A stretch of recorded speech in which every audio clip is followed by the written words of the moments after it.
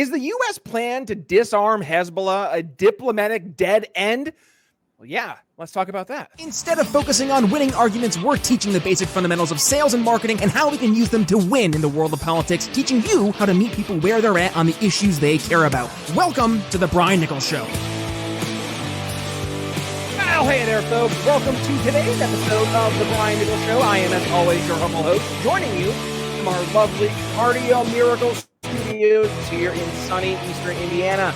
The Brian Nichols Show is powered by the best heart health supplement in the world, Cardio Miracle. So, you want to learn how to lower your resting heart rate, lower your blood pressure while improving your pump at the gym, just like I did? Well, go ahead, scan that little QR code over my shoulder, or head to cardiomiracle.com/TBNS. You're going to know you're in the right spot when you see a little notification at the top of your browser saying you're shopping with Brian Nichols. But let's go overseas and all the way over to the Middle East, specifically on Israel's northern border. I hope our today's guest is going to keep me honest. So I got that right. Lebanon, Israel, Hezbollah. What's happening up there? We constantly hear what's happening down on the southern tip of Israel with the Gaza Strip and all the mayhem that's ensued over there. But we really don't hear or talk too much about what's happening around other parts of Israel, and it's not necessarily a great situation. So joining me here to discuss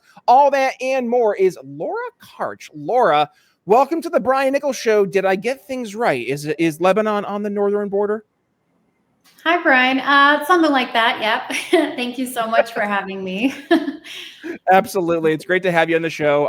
Really looking forward to today's conversation. But before we jump in to the topic at hand and specifically discussing your article over at Reason, do us a favor, introduce yourself here to the Brian Nichols Show audience and give us a little bit more context of why you're so focused on what's happening there. Yes, on the northern border in Israel. Awesome. So thank you. So, you got my name, Laura Karch. I work at the Middle East Institute in DC, a nonpartisan think tank aiming to build a bridge basically between the Middle East and West. But my main focus right now is Young Voices. I'm a senior contributor and a Middle East History and Peace Fellow. And I do typically cover U.S. foreign policy in the Middle East. That's my main interest. I also am interested in cultural preservation and just the whole geopolitics drama going on out there right now. Yeah, lots and lots of drama, to say the least. Does it ever stop? It just feels like since 1945, it's been one little piece of drama after another, but different conversation for a different day. But specifically in the Middle East, that just never seems to calm down. Anybody who's a Gen Zer specifically growing up, have they ever known peace in the Middle East? No, they haven't. No, because we had Afghanistan, we had Iraq, we had maybe there's like a year of peace between when we got out of Afghanistan and then when the war over in the Gaza Strip happened. But I mean, beyond that, that's the norm is war, right? And I guess that's the unfortunate starting out point here is why is that? Why is war seemingly just the status quo over in the Middle East? I know I've heard arguments from a more biblical perspective that it goes all the way back to the son of Abraham. Was it his son Isaac, or is it Ishmael? Who was going to be blessed in favor of in God's favor and be the family that would carry forward the legacy of God, and like that's one argument, or is there something else? I'm asking you. You're the expert in this field, so give us your lowdown there, Laura. What are your thoughts? Yeah, I mean, like you said, even for me as a millennial, things kind of amped up in 2001, I guess you can say, with 9/11. And it gave a whole new meaning to the word forever war. So it's definitely, I am a bit of more of a realist. And I would say the reason, or one of the reasons for that, would be, oil, natural resources. And never really discussed in Israel, by the way, like that Israel has lots of oil, right? Yeah, actually, I never hear that in the headlines. But I would say it's the Western intervention is what I blame for the constant state of just war. And, when you think of it in a war game perspective, what is the quickest way for the U.S. and other Western countries to get what they want from the region? And that's military intervention. That's seizing their assets. That's, having an unofficial American base in northern Syria around the oil fields, things like that. It's the reality of it. And unfortunately, it's at the cost of the civilians who have been displaced now for more than a decade. Mm-hmm. Yeah. Well, and like you factor in, how do we keep doing this? But how does this keep happening? And it is because we keep doing this. And I guess then the question is, well, how is it enabled? And we see this at home.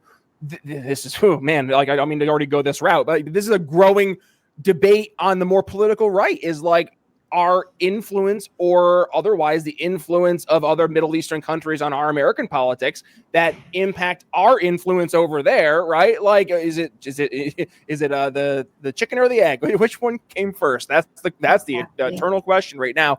But like, that is where the big feud is happening. And I mean, of course, everybody, the elephant in the room, it's about Israel, right? Like, is Israel controlling our government? We're sending billions of dollars over there. Are they blackmailing our politicians? Jeffrey Epstein. I mean, that is literally the entire conversation right now. And frankly, why I think Trump and his team have lost so much support of the younger voters, specifically our generation, the millennials, but also the younger generation and Gen Z.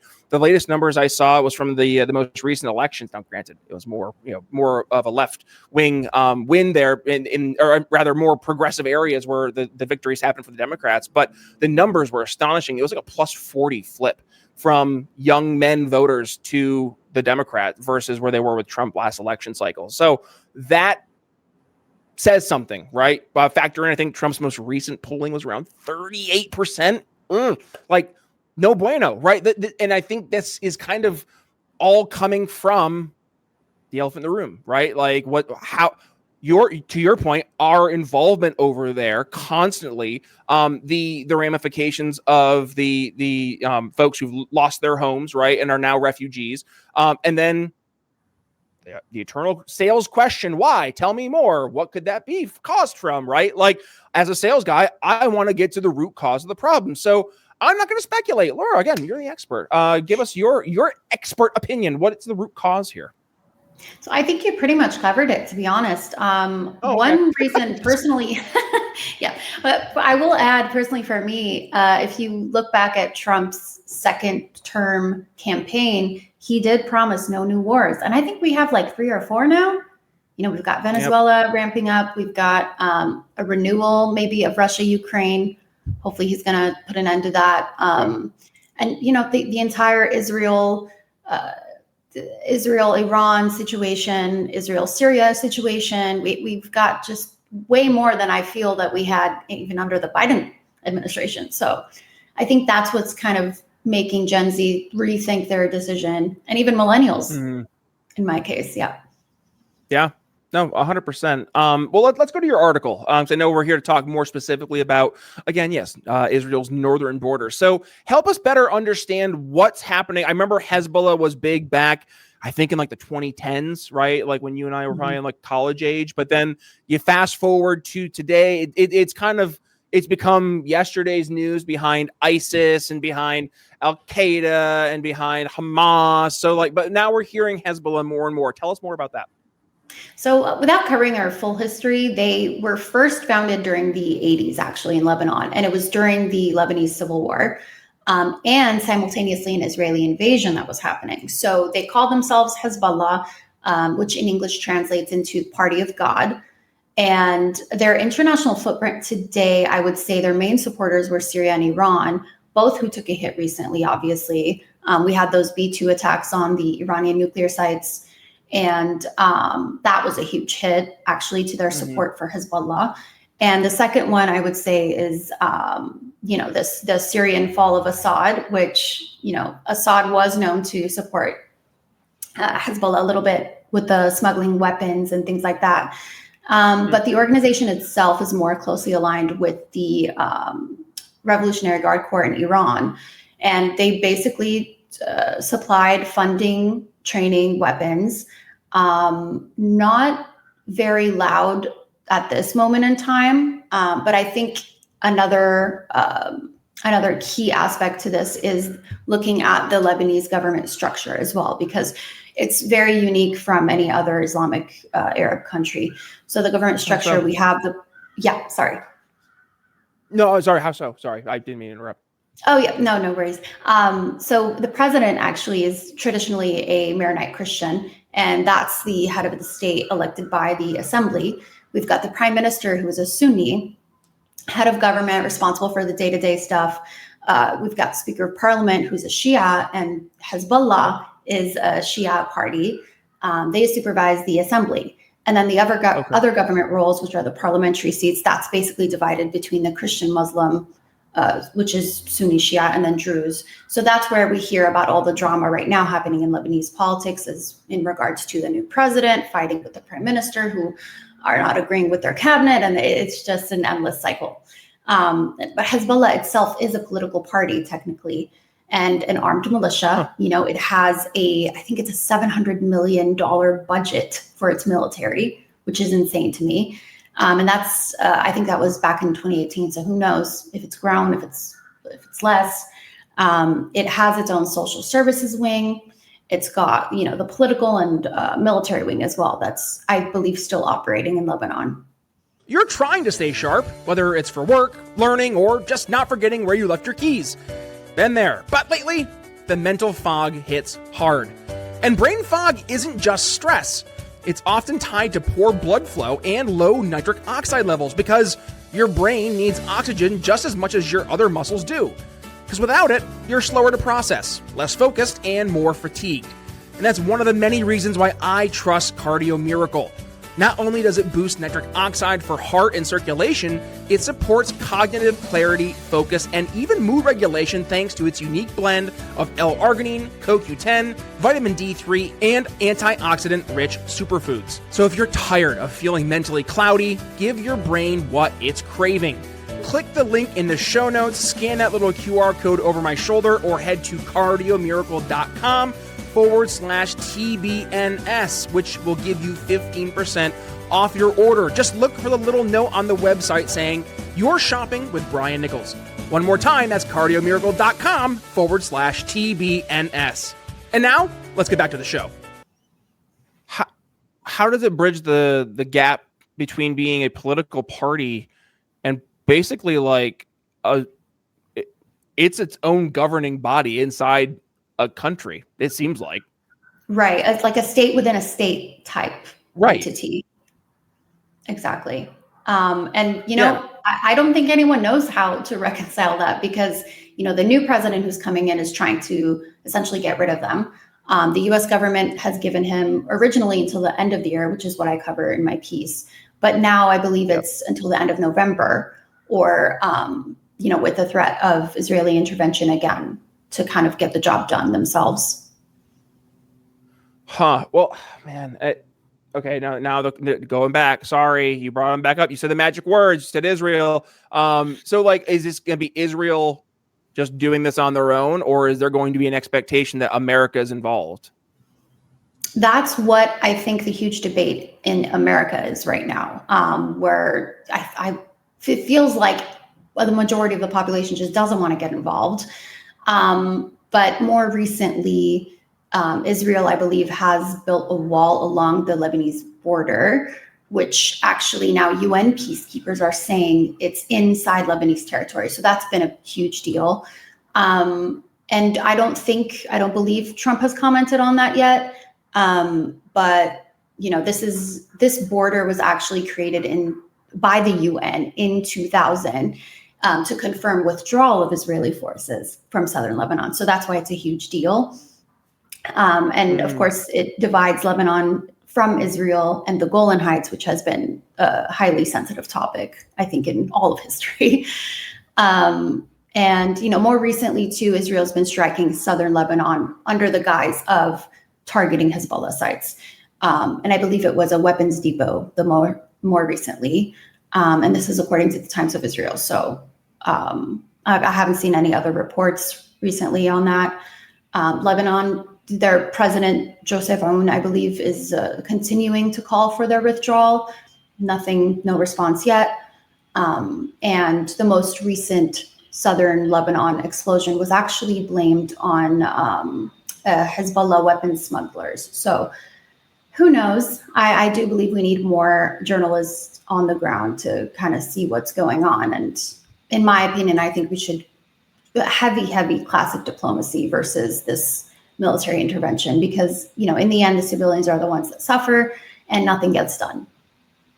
Yeah, well, and I mean, let's just look at this from an optics standpoint. Like, this would just feed into the narrative that Trump is controlled by Israel, right? If we supported this, like militarily, I agree with you 100%. We need to do something diplomatically. Like, there needs to be real negotiations, because we cannot keep it. I understand the whole idea of speak softly but carry a big stick, but the idea is that you lead with the voice first, like you lead with words first, which I think should just be common sense. And yet it just doesn't seem to be over in the Middle East. It just seems like Israel feels very confident that they can do these things regardless, because they have America kind of behind them. Like, what are you going to do? What are you going to do? We got America behind us. What are you going to do? Right? It's like, well, yeah, I get it.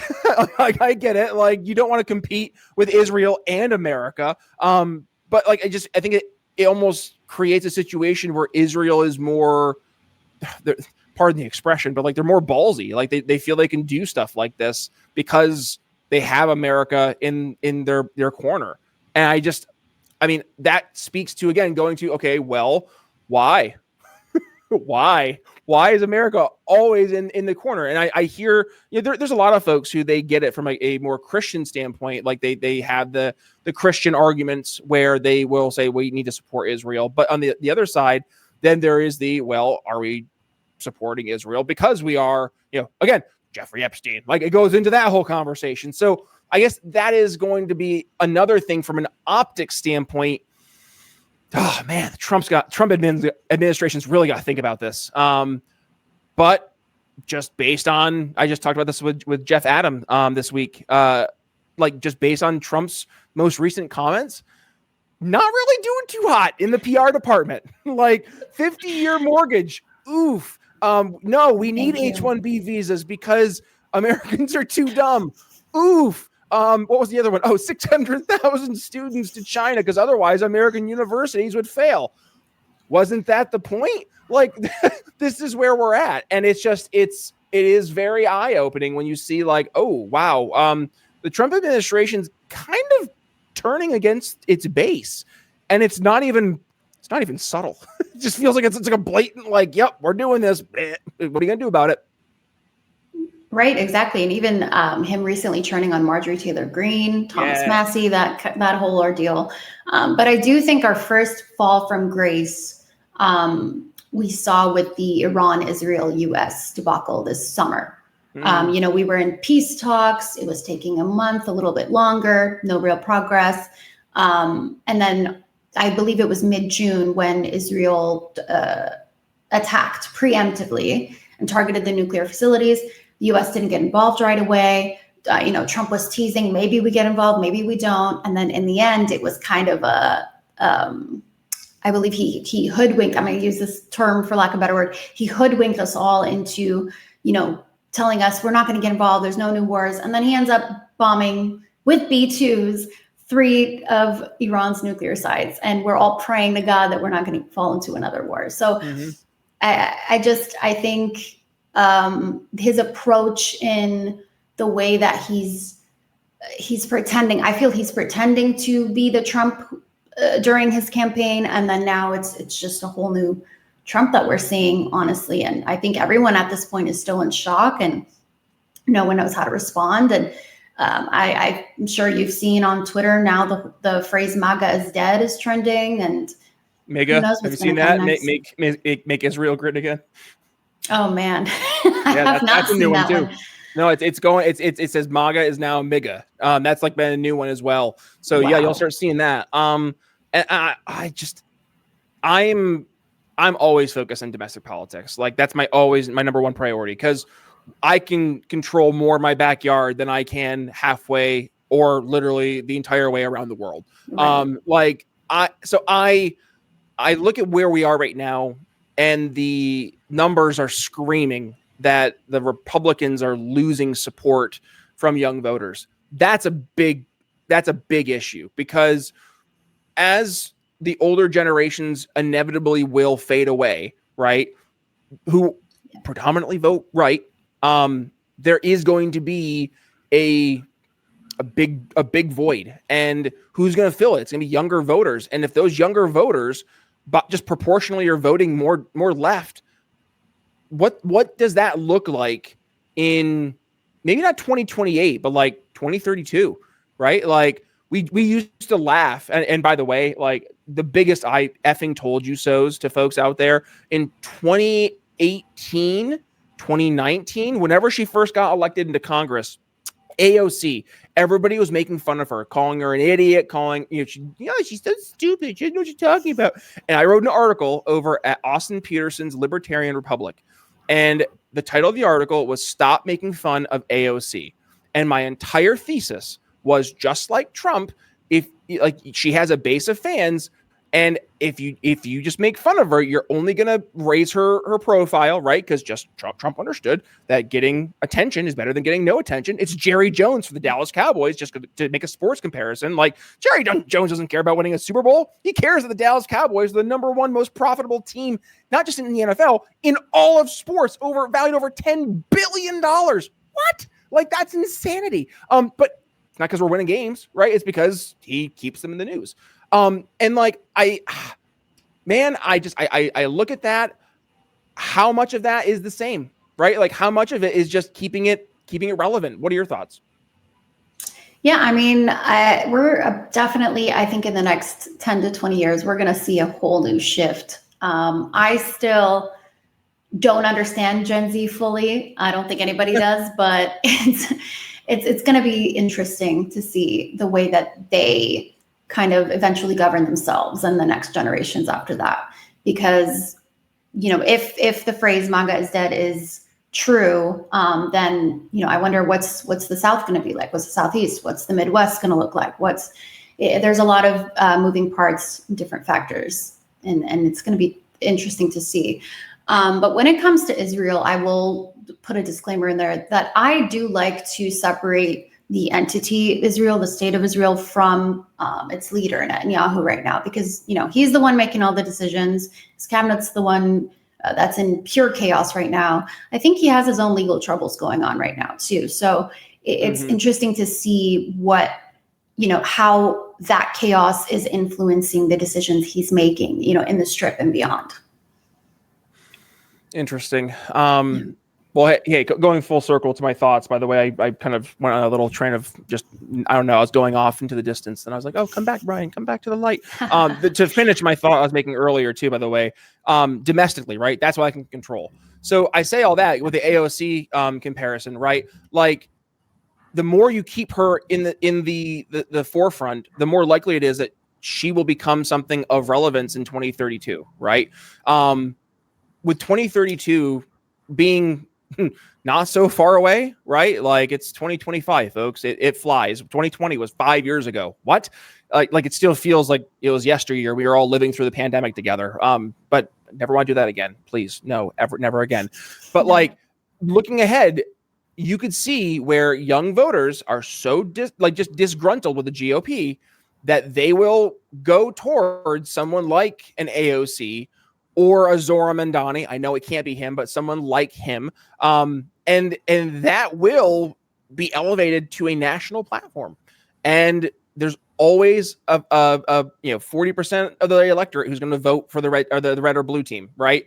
And it's the 20% you're trying to go after. But like, that means that 40% is going to vote for whoever that candidate could be, and it could be AOC. So that's why you should never have made fun of her, folks. Plant my flag there. But I mean, do you see that as an option? I guess, Laura, like, do you see it being a big red flag if Trump's not able to, win back his base and impact not just the younger voters, but like the type of candidate we might get down the road? Well, two things. AOC recently posted a video welcoming previous MAGA voters. I'm not sure how accurate it is, or if she's trying to get ahead of the wave and say, oh, well, look, all of Trump's people are coming to me, so that she actually does create that kind of wave. But it's going to be interesting to see if people do go back to the AOC camp. Second point of concern would be I'm hearing a lot about an AOC Kamala ticket for 2028. That would be concerning because that's two women that everyone made fun of, and who knows how that's going to end up. Yeah, in regards to the whole domestic politics area, I personally don't find myself a part of either camp. I'm the human camp, as lame as that sounds, but I think we all need to just go back to the humanity of it and say, okay, politics. Actually, growing up in my day, it was fun to talk about politics in middle school and high school. And we used to I remember we had like a bunch of debate days in class where half of the class would be assigned an opinion and the other would be assigned another opinion, and we would just go at it. And then after that, we would have lunch together and we would forget about it the next day. But I don't think the world works like that anymore. And it's sad to see that it's being reflected in our younger generations, and between younger generation and older generation, there's really no connection there anymore. And now I'm going off on a tangent, but I like to bring it all back to humanity. We are all living in the same country. We need to keep it together. And either way, every 4 years it's going to flip. That's my mindset on that. And I think we just need to preserve and protect what the founding fathers created for us. So back to the Bill of Rights, back to the Constitution. Hopefully the Supreme Court doesn't start getting rid of all that as well. But I can't imagine what AOC Kamala ticket would look like. Oh God, no, that's the thing of nightmares being made of. But going back to the younger generation, right? Like I think the answer is the need for in-person community, right? Like, yes. and I mean, going back to like kind of a diagnosis, we've seen this intensity of our politics really, I mean, it has taken just a hockey stick graph up to the right increase in polarization with the advent of the internet. And I think that there's a couple of reasons to that. Number one, it was able to give groups the ability to coalesce, and you almost get intoxicated by that groupthink, right? So you find that one group that is saying everything that was in your head with no pushback, and then that becomes the status quo in your brain. So instead of being open to debate, now you have an entire group of folks that you're just kind of getting social cues from that you're right, and there's no questioning your ideas. So that's a big right? And by the way, I mean, we're all libertarians here. I think that's fair to say. So I mean, that's a big red flag for our audience as well, right? Like we see this a lot, and I at least I see this a lot in the Facebook groups or like in the Twitter groups, like just this group think of, well, this is how we're going to sell to people. We just got to tell them how right we are. And I'm like, you don't know diddly poo about sales. Like, goodness gracious. And I'm not trying to be disparaging, but like, that's the whole reason back in 2019, the show took an entire pivot towards how to sell liberty, because I saw the writing on the wall. It doesn't matter how good our ideas are. We had to be able to effectively communicate and sell our ideas based on meeting people where they're at, on the issues they care about, not on what we think they should care about, what issues we're so passionate about that you just need to be aware of, right? Like, listen, I get it. Maybe police brutality is your thing and you want to talk about that. But like, if that's the only thing you're leading with and you're trying to use that as the reason people should respect your ideas, you're going to fall on deaf ears, because you have to understand that might be your number one issue, but that's not everybody else's number one issue. So the way you find other people's number one issue, you ask questions, right? You say, hey, tell me more. Like what's really grinding your gears, right? And then based on their answer, be able to kind of pivot. Like, oh goodness, they're talking about cost of living stuff. Oh, I know how to approach this. We can talk about like inflation and, and we can talk about solutions to that. Like there are ways you can effectively communicate. Just, it takes a moment to, take a step back, take a deep breath, and actually be curious. Ask people questions. So I say all that, Laura, do you see any hope in the younger generation? I know it's a big That's my answer. Do you see any hope? Yeah, do you see any hope? Period. No, do you see any hope in the younger generation specifically being sold to? And I know it sounds gross to say like being sold to, but like at least being open to hearing new ideas and potentially liberty-based solutions being sold to those younger voters as a tangible, and I say tangible being they are realistic in policy prescriptive, like in prescriptions, not just great theory, right? Is there a chance here? Can we? Is there hope? Period. As someone who has a little sister who is still Generation Z, I have to say yes. I'm still working on her, but I do. I like to have that 10% optimism at all times. I do think it's going to take a lot, because if we think about it, these younger generations, they grew up on the iPhone. They grew up on behind the screen. They don't know the face-to-face. And when they are face-to-face, they feel emotionless, right? We get the blank stares and they don't know how to speak. And it's not it is a bad thing, but I wouldn't say it's entirely their fault. And I think maybe, the left does this really well, is that they've adapted to that. So they know how to get their attention. They know the 10-second TikToks to give them the dopamine rush that they need to be influenced into the voting. When it comes to the libertarians, I guess you can say I'm half libertarian. I think we do great on memes. That's the whole spiel. Yes, I think it's a bunch of memes. And then when you see the right, I feel like it was, before the fall of MAGA per se, it was a bunch of meme tweets, right? The ridiculousness of it all, which kind of draws everybody in. But I think we need to adapt to what the media space is transforming into now. And if we're going to capture the attention of these younger generations, we need to be asking them, okay, well, what do you guys care about? And if it's nothing, then we need to kind of this sounds bad, but maybe re-educate or insert that history class that we used to take in middle school. Re-educate them on the Constitution, take them to field trips, go to Mount Vernon, places, come to DC. We've got all the history here, and basically show them why it's a good thing that people can bear arms. People can talk badly about Trump. People can, we really are. I do believe the US is one of the last beacons of hope for freedom when you take into consideration what's happening in the UK with free speech. When, I think just last week I saw a story about someone liking a Facebook post that was I'm not even sure what it was against, but they showed up at his door and they grabbed him and he's gone. He's in jail. So it's scary to think that if the younger generation doesn't really adopt this enthusiasm for the history of the United States, the good parts, it's not all good, then I don't know what 20, 30 years it's going to look like. It's going to be a different world. I think that's regardless of the outcome there. I mean, the world has changed so much even in the past 5 years. Like I marvel at watching the videos where it's someone realizing like, oh my gosh, the average age of a homeowner in 2020 was 29 years old. And now it's 40, or for first-time home buyers. What? Wow. That's 5 years difference. 5 years. Like that's just it's bonkers to put that into context of how quickly that happened. But then you also factor in AI wasn't a thing during the pandemic.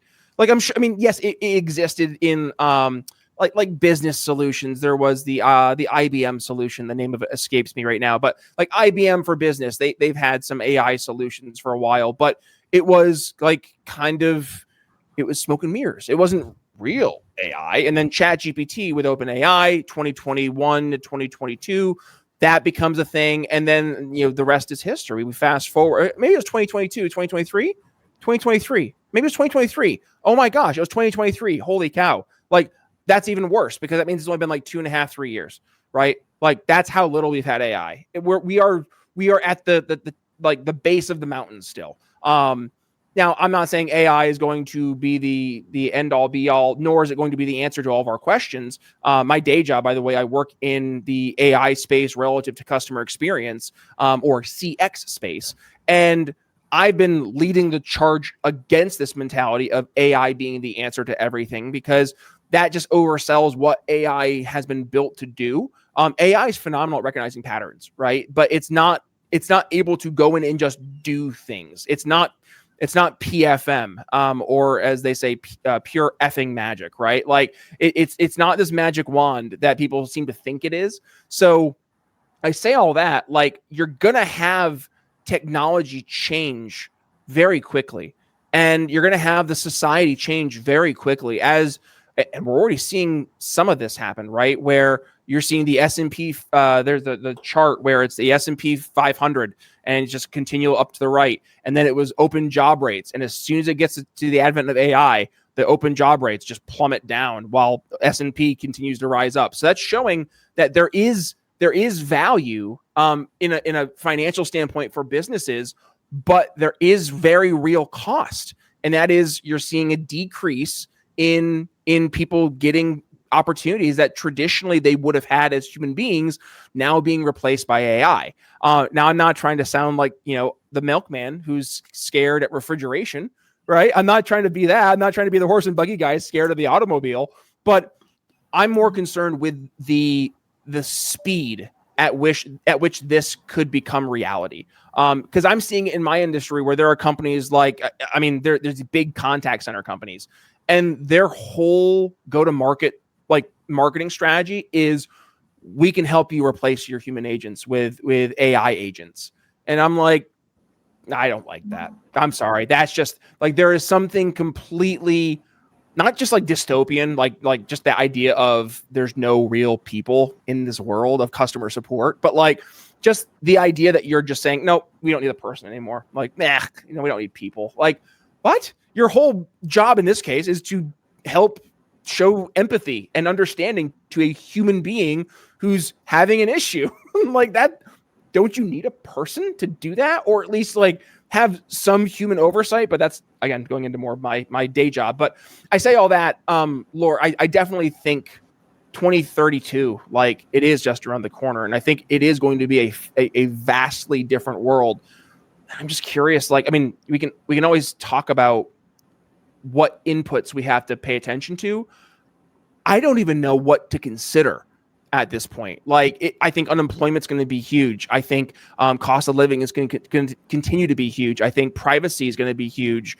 So I guess with all that being said, like, what are your final thoughts for today's episode? I know we've covered a lot of stuff from, over in the Middle East with Israel and Hezbollah and Lebanon. We've talked about AI. We've talked about domestic policy. So I know we covered a lot of different areas today, but just general overarching things you want the audience to take away from today's conversation. I'll just kind of let you open door policy here, guy. Give me your final thoughts. Floor is yours. Running a small business means adapting on the fly, hiring, scaling down, shifting teams based on seasonal projects. But most phone systems, they lock you into a set number of users and then make it a pain to adjust. And on the contrary, that's where Level 365 shines. Add or remove users anytime. Month-to-month plans, scale up when you need it, scale down when you don't. It's flexibility that actually matches how your business works. No headaches, no overpaying for empty seats. Just phones that move with you, and that is what makes Level 365 different. Thank you.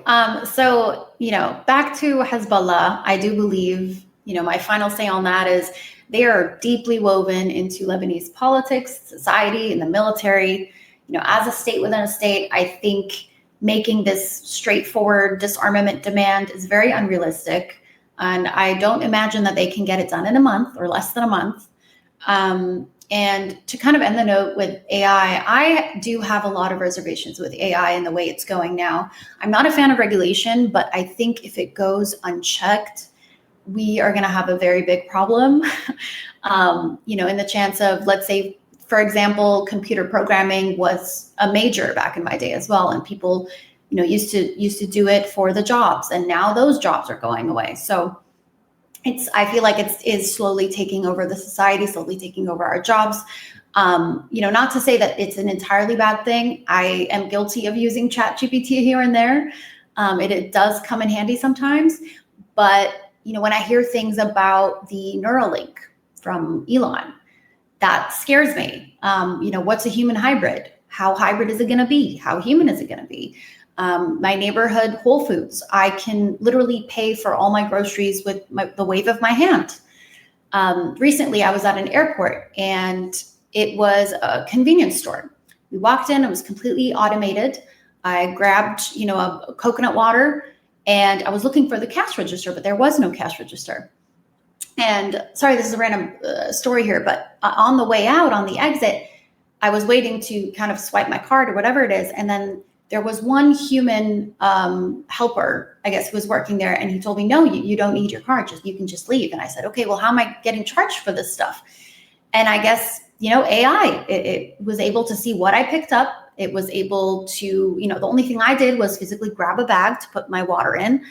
And I was, on the way out. And in the end, I did get a notification on my phone that I got charged on my travel card. So it just, I think the way that things are going, I think humans are going to have to catch up with AI rather than the other way around pretty soon. That's scary. Yeah. And my argument has always been it's humans with AI who will replace the humans who are not using AI. So it's not, again, a matter of AI replacing humans. It's the humans who are leveraging AI, it effectively. It helps them empower their daily responsibilities. It helps them be more efficient. Like that's the real application of AI right now. But hey, I mean, here we are in 2025. I think back to 2023 when it was the Will Smith eating the spaghetti, and it looked like a thing out of a horror movie because it was so just bad. And then now, if you were to prompt Sora 2 or what's the Google one, the Gemini one they have, but like you prompt that one, right? Like it's Will Smith eating spaghetti, and that's been 2 years, 3 years of technological advancement. I mean, now you can make songs. Isn't the number one song right now AI? I think that's a thing. Like I think the number one song maybe it's in one genre or it's Billboard Top 40. I gotta double check. I need to be fact checked on this. Go to the comments, let me know, folks, because I'm pretty sure an AI song is in the top 40 right now. But like that's where we are in just a few short years, right? And I know that like AI, it can only advance so much, right? Like that's the feeling I get, but just to see how much it's already gotten advanced from where it was, I'm just like, oh man, I'm spooked. But that's a different conversation for a different day. Laura, hit us with your social media deets, all that and more. Where can folks go ahead, reach out to you if they want to continue the conversation, tell you why you're so right, I'm so wrong, all that and more? Yes, please do. I'm currently on X right now, or what I like to call Twitter. But just first and last name, Laura Karch. Perfect. Laura, we'll make sure we include your link here to your recent article, U.S. plan to disarm Hezbollah is a diplomatic dead end. We'll include that in the show notes. But I really enjoyed today's conversation. Thank you for joining us. And by the way, folks, if you got some value from today's conversation, well, you know the drill. Go ahead, give it a share when you do tag yours truly at B Nichols Liberty. You can find yours truly on X, on Facebook, and on Instagram. As for The Brian Nichols Show, you can find the podcast wherever it is you consume your podcasting content. You can find us on Apple Podcasts, Spotify, YouTube Music, again, wherever it is. I like Podcast Addicts, so go ahead, search The Brian Nichols Show, and of course, hit subscribe. We have over 1,000 episodes here of The Brian Nichols Show. Or hey, if you'd like to watch your podcast versus just taking them on the go, you can find us over on YouTube, on Rumble, on Facebook, on X, and actually you can find us on Spotify. They upload the entire version of the show there, which I thought was pretty cool. It's brand new. So go ahead, check us out over there. But do me a favor when you go ahead and subscribe. Of course, yes, hit subscribe. Hit like and head down below into the comments. Let us know your thoughts there. And of course, folks, if you want to go ahead and support The Brian Nichols Show, the best way to do so is to support our sponsors like Cardio Miracle. Scan the little QR code or head to cardiomiracle.com/TBNS. Or if you just want to donate to the show, you can go to briannicholsshow.com. You can find the donation link there on the homepage. I guess, Laura, any final thoughts before we say goodbye today? No, just thank you for having me. I had a great time. Absolutely, Laura. Well, hey, thank you for hopping on the show. And folks, thank you for joining us. With that being said, Brian Nichols signing off here on The Brian Nichols Show for Laura Karch. We'll see you next time. Thanks for listening to The Brian Nichols Show. Find more episodes at briannicholsshow.com.